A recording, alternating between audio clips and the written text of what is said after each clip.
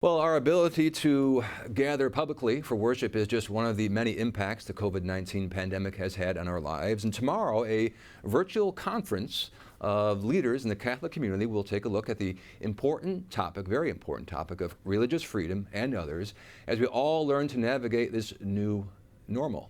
Joining me now on Skype is Lewis Brown, Executive Director of the Christ Medicus Foundation, which is sponsoring tomorrow's event. Lewis, welcome back. Great to see you. Thank you for having me on. We'll get right to it. There are a lot of serious concerns for us as Catholics during this time, everything from religious freedom to bioethical concerns regarding treatments and vaccine development.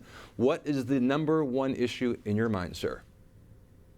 I think there's a lot going on, and there's a lot of voices out there, and people want answers and perspective that they can trust, and that's what we're hoping to do with this healthcare conference tomorrow morning at 11 o'clock Eastern, is to provide some of those answers through trusted voices that are Catholic and that share the same values, the same moral beliefs. What should I be doing for myself and my family from a health perspective? What should I understand about what the government's saying in terms of, we have a public health care crisis, but what does that mean for my ability to go and worship, which is the most important thing in my life? What does that mean for my community as well? What does that mean for the future of healthcare policy in the United States? How do we understand that? Would a single payer be the answer to all of our questions? Or do we need a robust social safety net with the private sector? And other questions we're hoping to answer tomorrow. You know, one of the difficult things in all of this is with religious gatherings, trying to balance that with social distancing. What do you see is helping or hurting worship in this regard?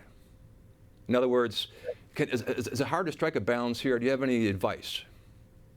Yeah, I think that we should listen to the advice and the guidance that we're getting from public health officials.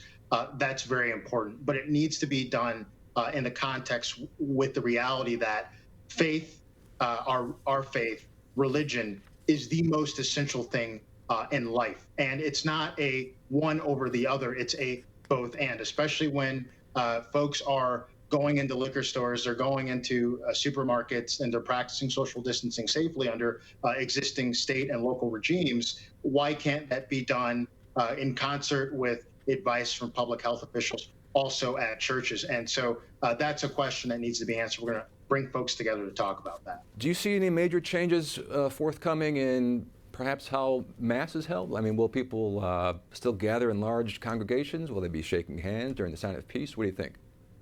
Yeah, I think that's going to take time, and it's been, I think, the guidance coming from the bishops. I've seen what Bishop Burbridge put out of Diocese of Arlington, Archbishop Vigneron, what he put out from the Archdiocese of Detroit, Archbishop Aquila, what he put out from the Archdiocese of Denver is absolutely excellent. But we also have to understand that things are going to take time, but that we have between the National Catholic Bioethics Center, the Catholic Medical Association, Christ Medicus Foundation, other groups, we have voices that we can additionally listen to from the laity that will speak into this and ensure that we can maintain our religious freedom, have good bioethical practices going forward. All right, in a few seconds remaining here, tomorrow's virtual event, good luck with that. Where can people get more details on that?